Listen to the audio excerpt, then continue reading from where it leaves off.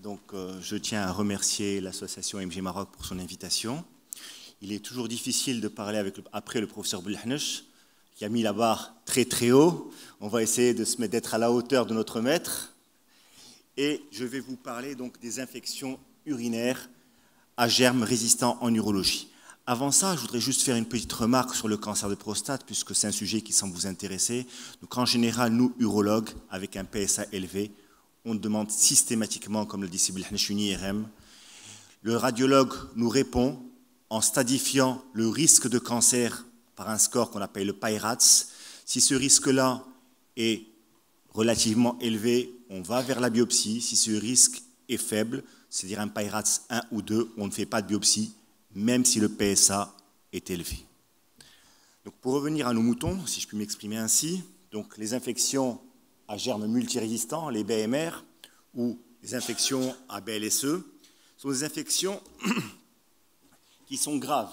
C'est quelque chose qui risque de mettre en jeu la vie des patients, d'autant plus qu'on commence à constater qu'il y a de plus en plus de germes résistants, et c'est peut-être que c'est un enjeu d'avenir. Donc il faut bien faire la différence entre infection et colonisation. Donc il y a infection lorsqu'il y a un conflit entre le germe et l'hôte, et ce conflit donc, va se manifester par des signes urinaires en urologie, des brûlures mictionnelles, une pollakiurie, une impériosité, de la fièvre, parfois même des douleurs. Une colonisation consiste en un simple portage de l'organisme par l'hôte. Il n'y a aucun symptôme. Ça, vous le voyez fréquemment chez des patients qui sont porteurs de sondes, d'accord ? Chez qui vous faites un ECVU, alors que le patient ne se plaint de rien, qu'il n'a pas de fièvre, qu'aucun geste n'est prévu, et vous trouvez un germe qui est multirésistant. Que faut-il faire? Faut-il traiter ou pas? En général, quand il y a une colonisation, il ne faut pas traiter. Pourquoi? Vous risquez de sélectionner les germes, et d'un germe qui était un germe banal, simple, facile à traiter, vous allez vous retrouver avec des germes de plus en plus résistants. Parce que plus vous allez donner des antibiotiques à un patient, plus il va développer des résistances. Juste un petit rappel.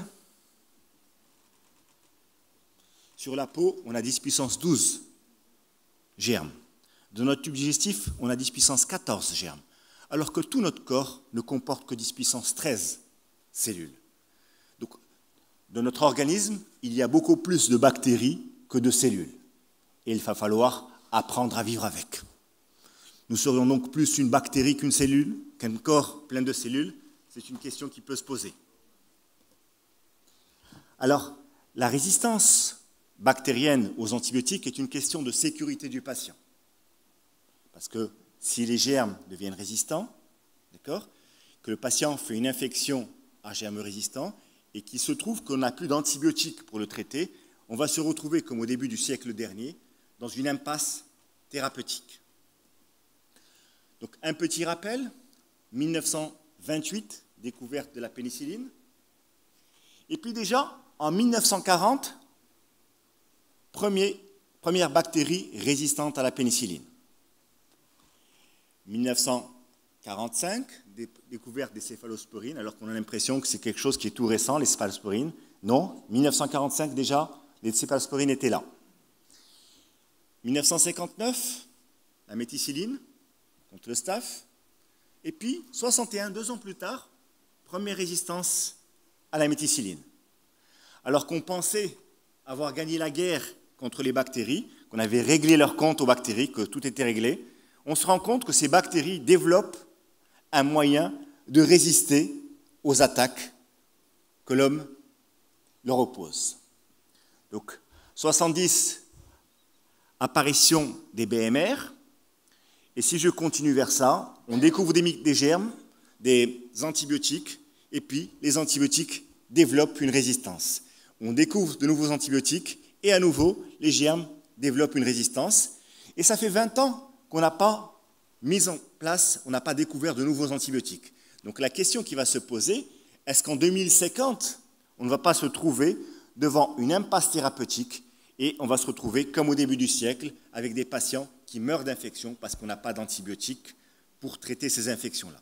Donc l'enjeu d'avenir, c'est peut-être découvrir de nouvelles molécules, mais surtout faire que les molécules dont on dispose aujourd'hui gardent leur efficacité dans l'avenir. Donc c'est un problème du présent. La progression de la résistance aux antibiotiques est un problème important en santé publique. C'est une préoccupation quotidienne dans les hôpitaux européens. Ici, vous savez, on n'est pas encore vraiment à la page en ce sujet-là, mais je vais vous rappeler juste que ces infections à BMR sont responsables en France de 12 500 décès.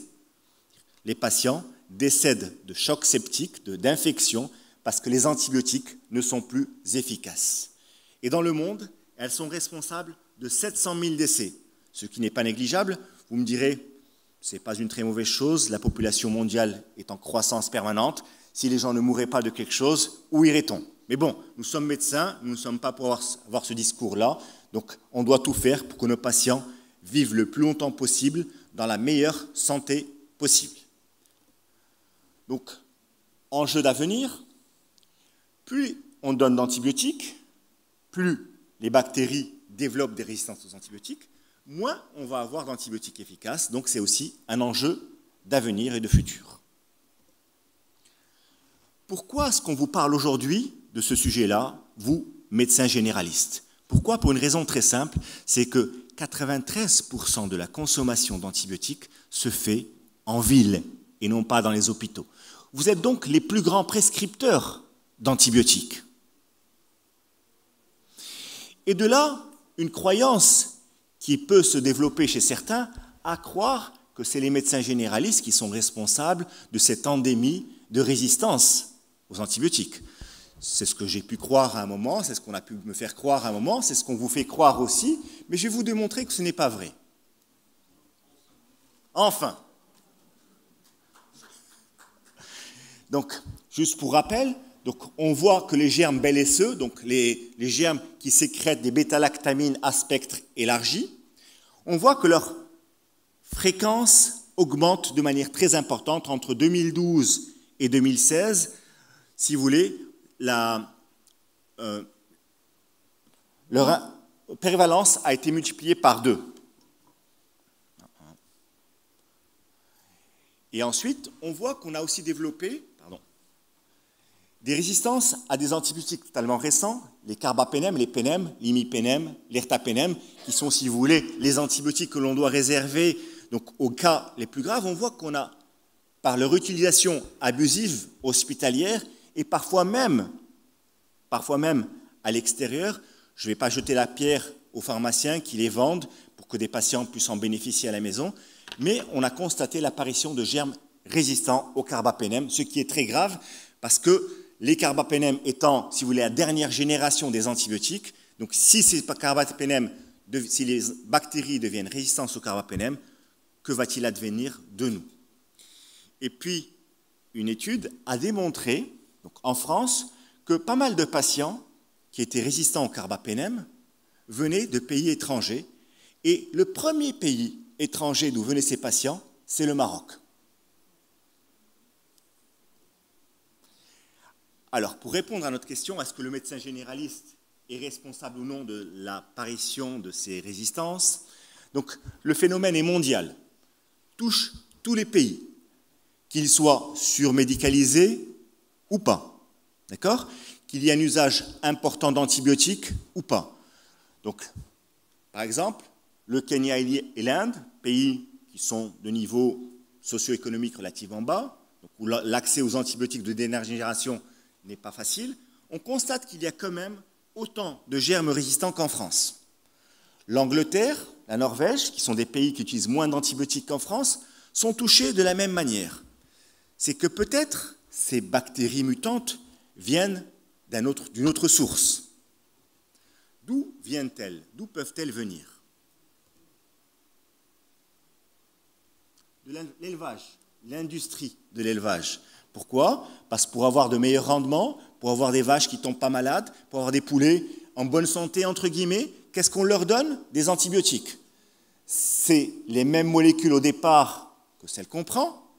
Et donc, sans le savoir, on prend des antibiotiques à travers notre alimentation. C'est pour ça qu'on voit ailleurs se développer une alimentation bio avec un certain nombre de critères pour éviter l'apparition de résistance.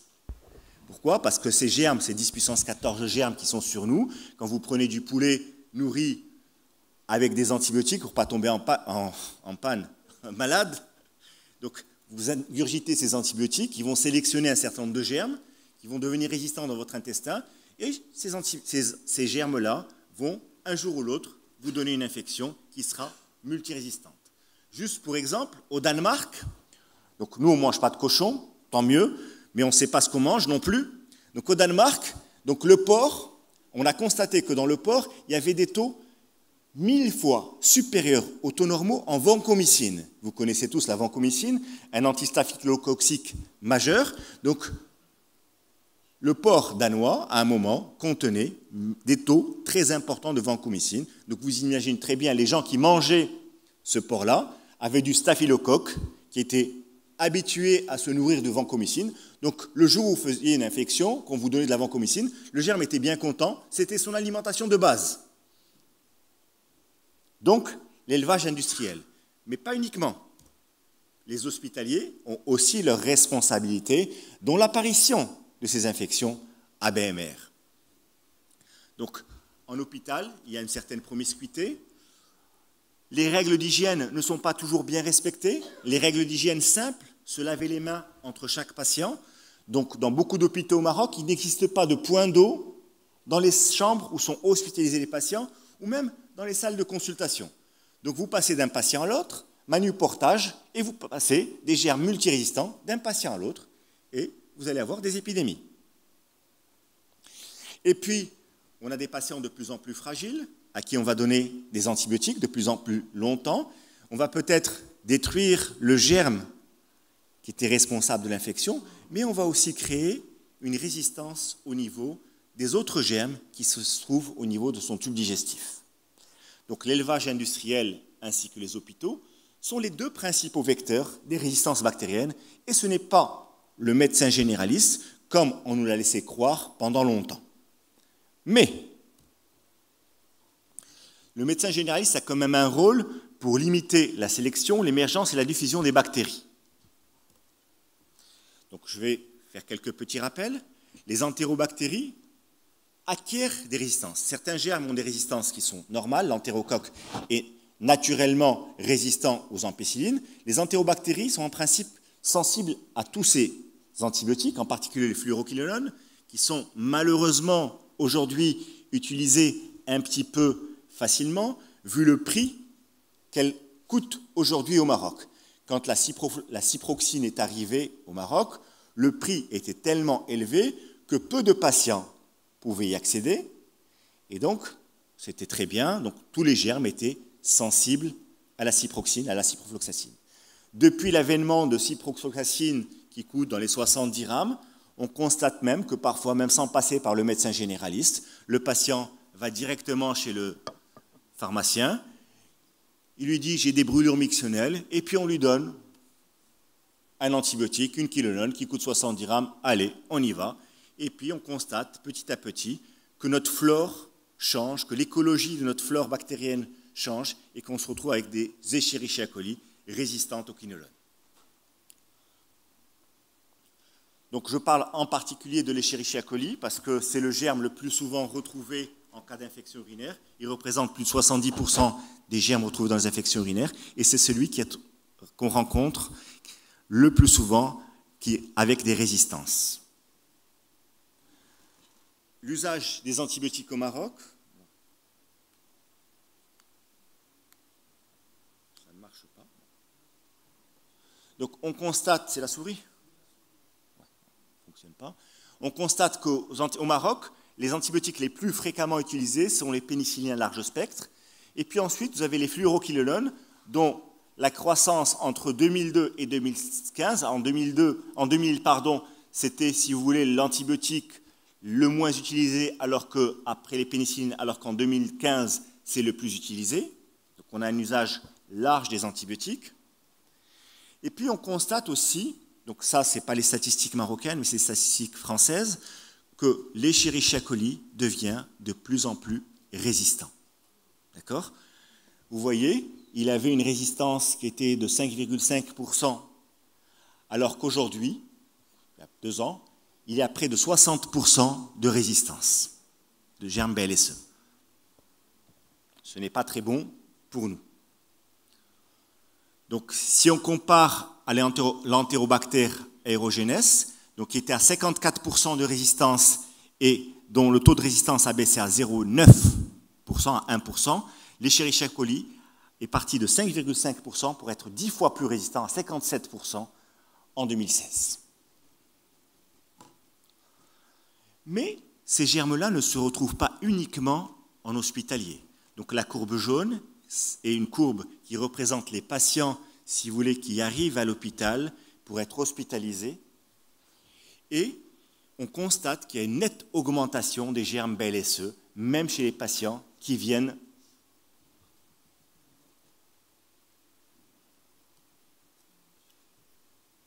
C'est pas grave.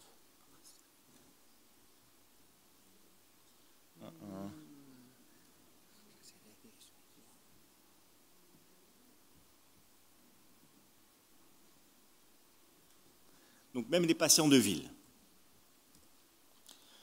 Donc on se trouve devant une certaine situation à laquelle il va falloir faire face. Comment va-t-on lui faire face? Quand on a un patient qui arrive en face de nous, on ne sait pas s'il a un germe résistant ou pas. Donc comment choisir son antibiotique?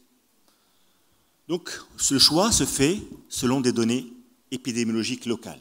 Donc on commence par les bêta-lactamines. Donc il faut connaître à peu près son environnement. L'environnement probablement donc à Ouessel n'est pas le même qu'à Casablanca. L'environnement en haute montagne n'est pas le même que dans une grande ville, parce qu'on n'est pas soumis aux mêmes contraintes, aux mêmes microbes, on n'a pas accès aux soins de la même manière. Donc les données épidémiologiques de la région sont importantes. L'antibiotique déjà reçu auparavant, c'est important. Si vous avez un patient ou une patiente qui a fait une cystite il y a 1 ou 2 mois, qu'elle a déjà pris des quinolones, donc si elle refait une cystite, il faut peut-être se dire, peut-être qu'elle a pris beaucoup de quinolones, que son germe sera résistant et il faut peut-être changer son fusil d'épaule. Donc c'est une notion importante. Quand vous avez un patient qui arrive avec une infection, interrogez-le aussi sur la prise d'antibiotiques dans les 6 mois qui ont précédé. Donc il faut privilégier les antibiotiques qui n'ont pas été pris. Éviter les carbapénèmes, donc l'imipénème, qui devraient être réservés à l'hôpital, et faire une bithérapie, donc en associant un antibiotique avec donc une céphalosporine ou une quinolone avec un aminoside, si vous avez des signes de gravité. Une fois que vous avez votre CBU, toujours la désescalade. Toujours la désescalade, c'est très important.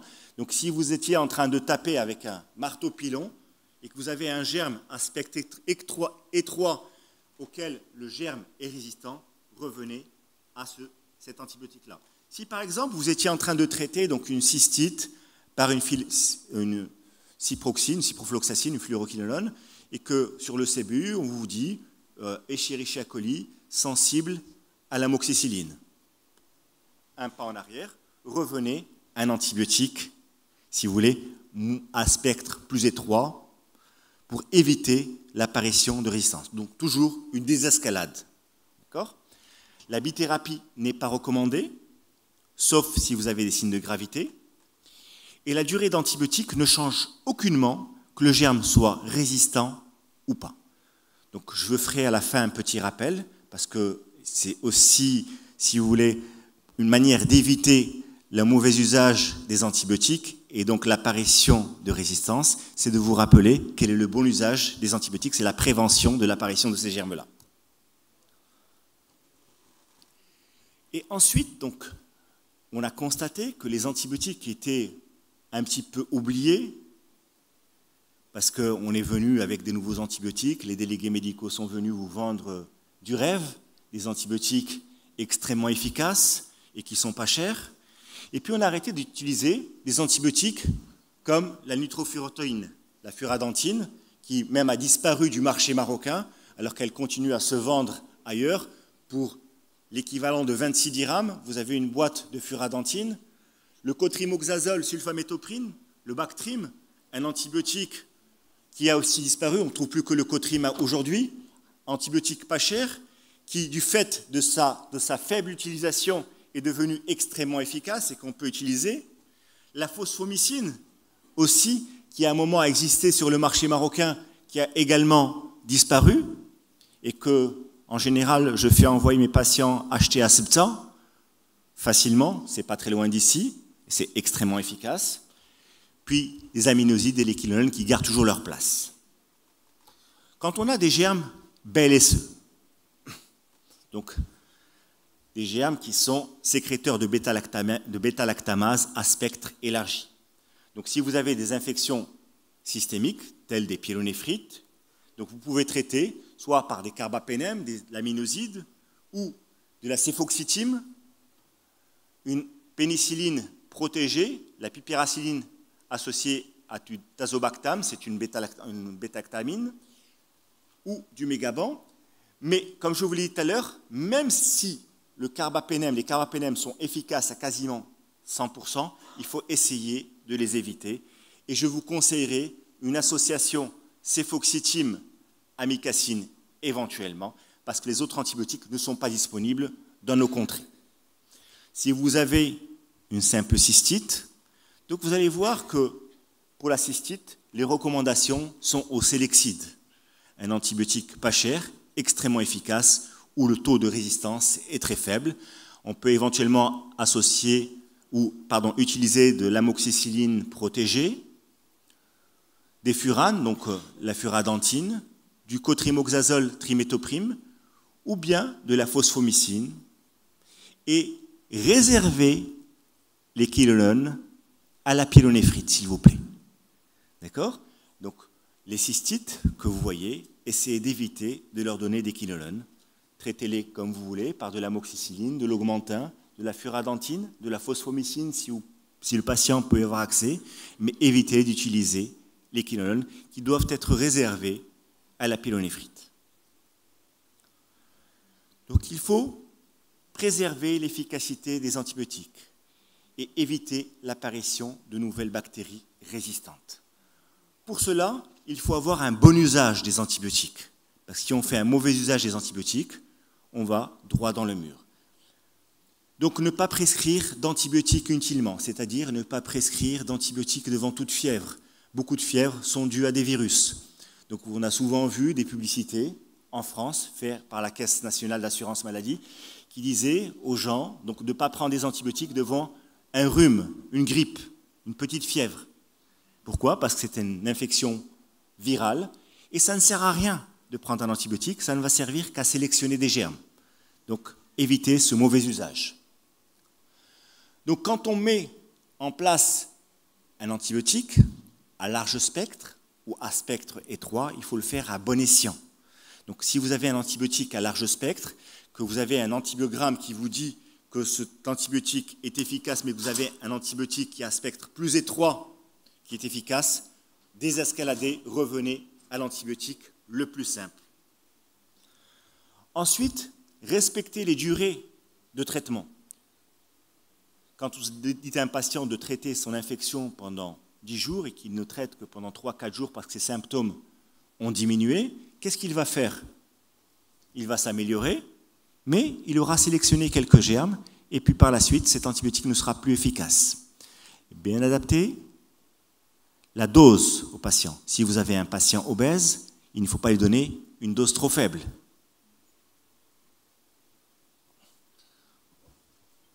Et puis évaluer le traitement en fonction des données cliniques et biologiques.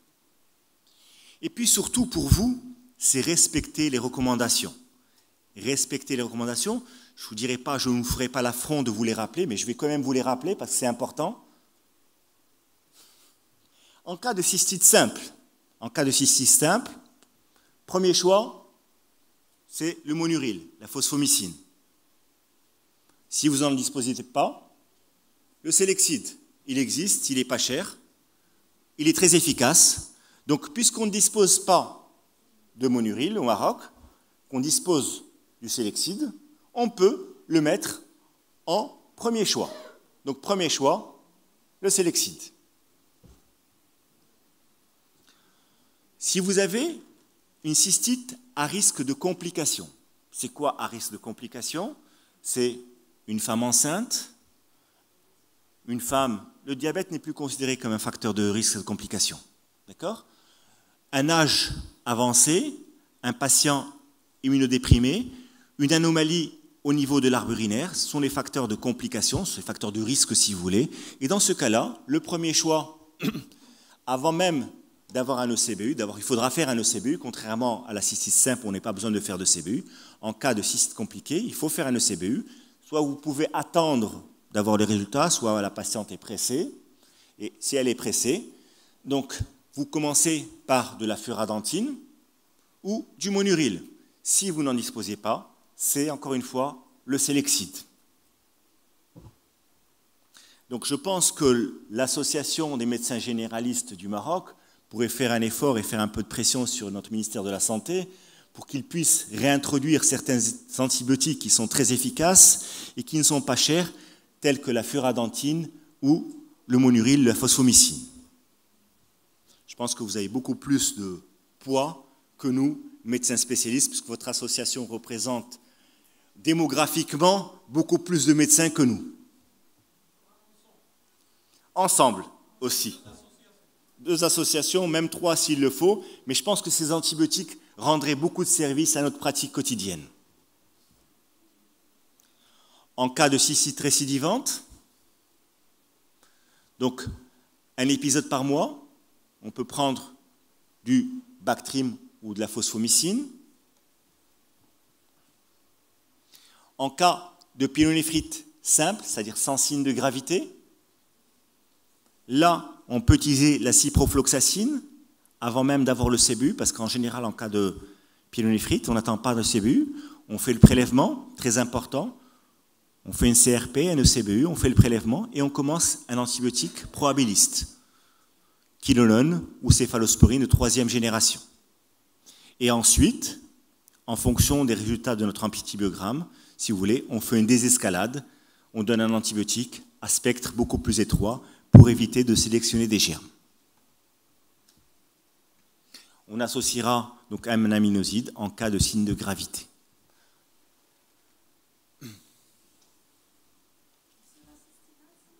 Le cystinate, c'est la prévention, ce n'est pas le traitement, c'est pour prévenir les infections chez la femme en général. Ça acidifie un peu les urines et ça protège un petit peu contre la récidive des infections. Le Nibiol, Nabiol maintenant, j'y crois pas beaucoup, ça marche plus très bien. On donnait ça quand j'étais interne aux patients qui étaient porteurs de sondes pour éviter donc l'infection. Aujourd'hui, on sait très bien que cette colonisation va être là, qu'elle n'est pas délétère et qu'on ne traitera ces patients que si on doit faire un geste sur la prostate éventuellement. La durée des traitements, en cas de pyélonéphrite, c'est simple, c'est 7 jours, avec bêta-lactamine ou quinolone. Si elle a risque de complications, c'est 10 jours ou 14 jours dans certaines situations. Quand on a des germes BLSE, c'est ciproxine, ciprofloxacine ou lévofloxacine ou Bactrim, Cotrim, donc trimétoprim plus sulfaméthoxazole. En deuxième choix, c'est les amoxicillines protégées. Et puis en troisième choix, viennent les autres antibiotiques. Et comme vous le voyez, en dernier choix, c'est les carbapénem qu'on essaye de réserver aux cas les plus graves de réanimation pour éviter l'apparition de germes résistants au carbapénem, donc de germes sécrétant des carbapénémases. J'ai presque fini. Donc en cas d'infection urinaire chez l'homme, c'est encore une fois la même chose. C'est ciprofloxacine ou céphalosporine de 3e génération. Traitement entre 10 et 15 jours. Une fois qu'elle est documentée, encore une fois, ciprofloxacine, cotrimoxazole et céphalosporine de 3e génération, carbapénem en dernier. Je passe ça. Et donc, je vous rappellerai que les enjeux d'avenir, c'est un bon usage des antibiotiques pour éviter l'apparition de germes multirésistants qui vont mettre en jeu le pronostic vital des patients qui seront hospitalisés pour des infections sévères. Et je vous remercie. Merci, professeur. Y a-t-il des questions?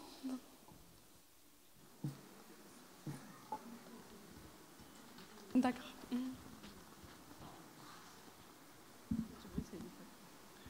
C'est surtout pour féliciter ces tariq, très belle présentation.